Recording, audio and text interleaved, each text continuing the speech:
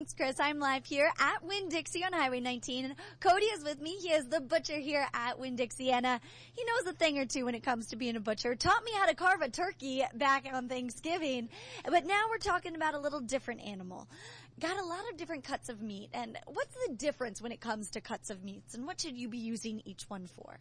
Okay, what we have here is we have a platter full of what we call grilling steaks. I call them yummy, but yeah. these are all grilling steaks, and they're cut off the loin of the cow, of course. Okay. And this is what we call this is the prime cuts of the meat department, pretty much. The good stuff we got here this morning. Exactly.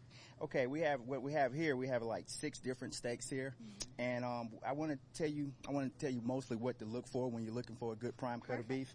You want to look for the white speckled, like people call it fat, but it's marbling actually. Huh. Marbling is what you want to look for. It brings the most flavor to your steak. And this is what you want to look for, these little white lines. Now, of course, the outside of it, you want to, at Winn-Dixie, we cut our beef 1/8 trim. Okay. So we won't leave a lot of fat on the outside. And then do people want to cut that off when they get home, or should they leave it on to cook it? Well, you can, but I would suggest leaving it on. It just keeps the steak formed when it's cooking on the grill or however you're going to prepare it.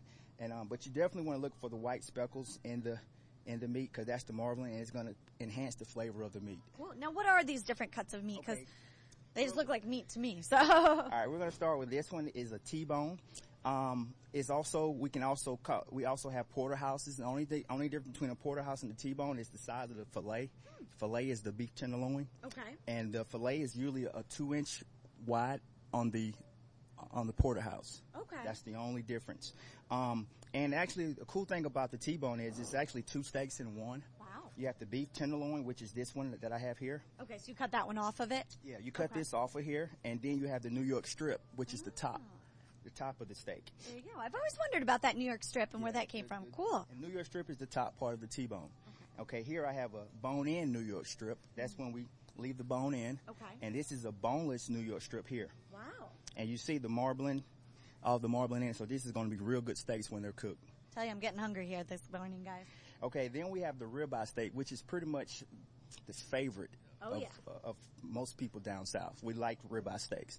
And look at that color. Does the color? I mean, this one's a little bit deeper red than that T-bone is right there. Does that matter? Or? Not really. It's just as the light hits it, it kind of brings light into it. I mean, it can bring the color into the meat. But ribeye steak I sell more of these than any steak I have out here. It's a favorite among all my shoppers, pretty much. We cut anywhere from 2 to 3 loins of ribeyes a day. Wow. Yeah, here at this store, it sure do.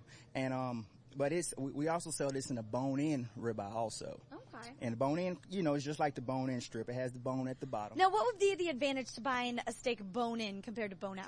I think anything with a bone in it, it's going to keep the juices in it, because the bone's in it, stuff cooks around the bone. They usually say moisture. Just don't eat the bone. Don't eat the bone, exactly. But other than that, that's the only difference. But I sell more boneless steaks than anything. Okay. We got one more real quick. What's this last piece of meat? This is actually my personal favorite. This is a boneless chuck-out steak.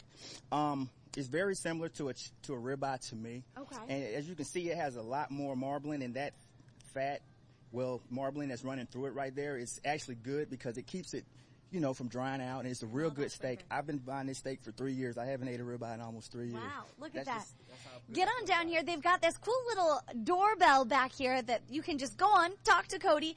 We're going to be talking much more live here at Winn-Dixie coming up later on Good Day. Kelly, back to you.